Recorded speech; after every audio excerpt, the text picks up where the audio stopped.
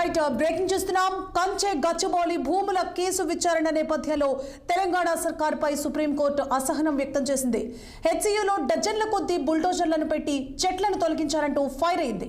ఇదంతా ముందస్తు ప్లాన్తో చేశారని ఆరోపించిన ధర్మాసనం పర్యావరణాన్ని పునరుద్ధరించకపోతే జైలుకు పోవాల్సిందేనని సీఎస్తో పాటు ఇతర ఉన్నతాధికారులను హెచ్చరించింది సుప్రీం ధర్మాసనం.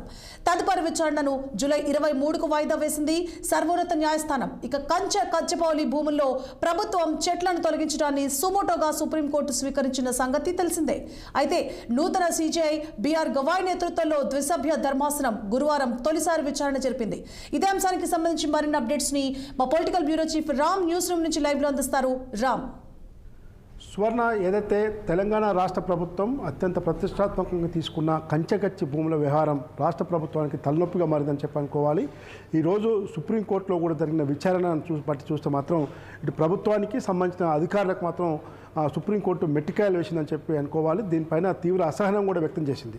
ప్రభుత్వంతో పాటు సంబంధిత అధికారుల వ్యవస్థ తీరుపైన కూడా సుప్రీంకోర్టు ఆగ్రహం వ్యక్తం చేసింది. అయితే నిన్ననే సుప్రీంకోర్టు ప్రధాన న్యాయమూర్తిగా బిఆర్ గవాయ్ నూతనంగా బాధ్యతలు చేపట్టారు. ఆ బాధ్యతలు చేపట్టిన మరుసటి రోజే ఈ కంచెగచ్చి భూముల వ్యవహారం ఈరోజు సుప్రీంకోర్టు ముందు ధర్మాసనం ముందు విచారణకు రావటం మొదటిసారి. కాబట్టి ఈ విషయంలో గతంలోనే న్యాయమూర్తిగా ఈయన దగ్గర ఈ కేసును నడిచింది. కాబట్టి కేసుపై పూర్తి అవగాహనతో ఉన్న జస్టిస్ బిఆర్ గవాయ్ సుప్రీంకోర్టు ప్రధాన న్యాయమూర్తి ఇవాళ చాలా సీరియస్గా కొన్ని అంశాలు చేయడం జరిగింది. ఈ నేపథ్యంలో ప్రభుత్వం చాలా అప్రమత్తంగా ఉండాల్సిన పరిస్థితి వచ్చింది.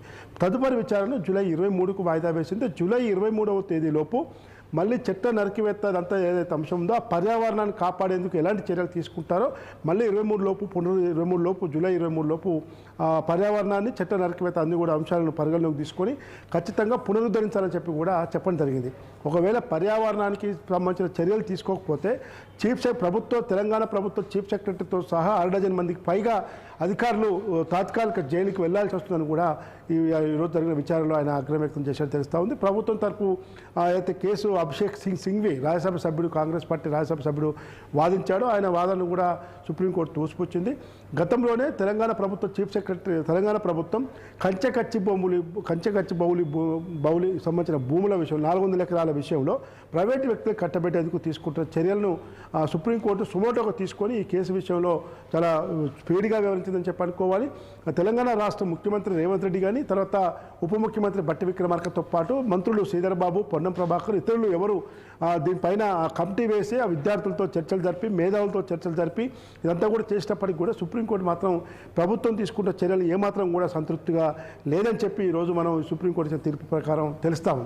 కాబట్టి గతంలో ప్రభుత్వ ప్రధాన కార్యదర్శిగా ఉన్న చీఫ్ సెక్రటరీ స్వయాన సుప్రీంకోర్టులో ప్రభుత్వం తరపున అఫిడవిట్ కూడా దాఖలు చేశారు. అఫిడవిట్ దాఖల్లో కూడా సుప్రీంకోర్టు సంతృప్తి పడలేదు. గతంలో జరిగిన విచారణ అన్నింటిలో కూడా ప్రభుత్వంపై సుప్రీంకోర్టు ఆగ్రహం వ్యక్తం చేసింది.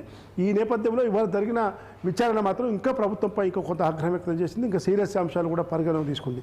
కాబట్టి ఏదైతే సెంట్రల్ ఎన్విరాన్మెంటల్ కమిషన్ ఏదైతే ఉందో, పర్యావరణ కమిషన్ కానీ ఇతర సంస్థలు కానీ ఖచ్చితంగా చట్టానికి లోపడే ఇలాంటి చర్యలు చేపట్టాలి.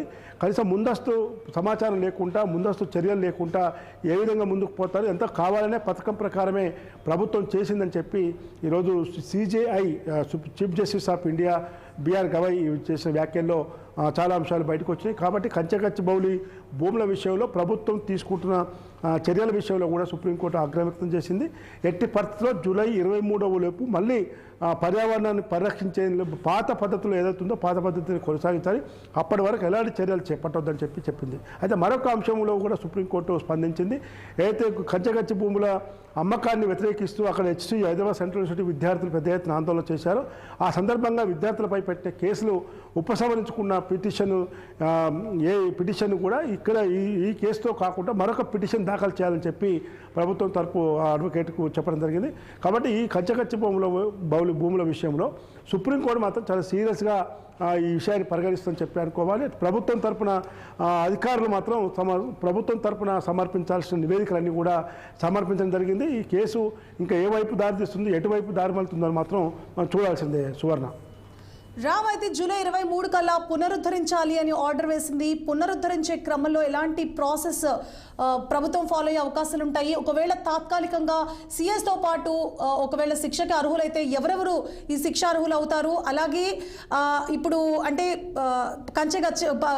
గచ్చిబౌలి భూములు ఏవైతే ఉన్నాయో అవి ప్రభుత్వం అంటే తెలంగాణ ప్రభుత్వం పేరిట ఉన్నాయి.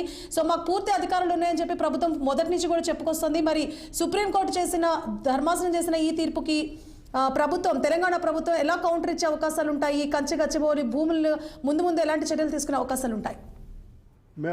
ఇదే స్వర్ణ ఏదైతే గచ్చిబౌలి భూముల విషయంలో ప్రభుత్వం ఏదైతే ముందస్తు చర్యలు తీసుకొని మొత్తం చెట్ల నరికివేత, అక్కడ ఉన్న జంతువులను ఇలాంటి వన్యప్రాణులన్నింటినీ కూడా ఇబ్బంది పెట్టిన అంశం విషయంలో అటు పర్యావరణ అధికారులకు, తర్వాత పొల్యూషన్ బోర్డు అధికారులకు, జిహెచ్ఎంసీ, హెచ్ఎండిఏ, ఇతర సంస్థల అధికారులందరికీ కూడా ప్రభుత్వం తరపున సుప్రీంకోర్టు నోటీసులు పంపించింది. ఆ నోటీసులకి ప్రభుత్వం తరపున మొత్తంగా కూడా అప్పుడు ప్రభుత్వ ప్రధాన కార్యదర్శిగా ఉన్న శాంతికుమారి ఏకంగా ఢిల్లీలో 2 రోజుల పాటు మకాం వేసి ప్రభుత్వం తరపున వాదిస్తున్న అడ్వకేట్ను తీసుకొని అక్కడ అఫిడవిట్ దాఖలు చేసింది.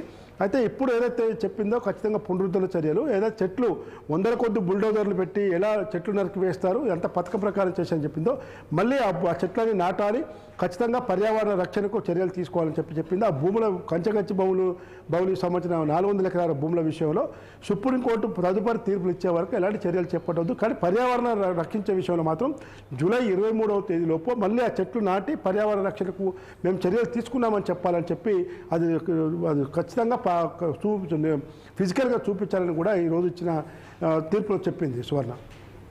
Right, thank you for the updates Ram.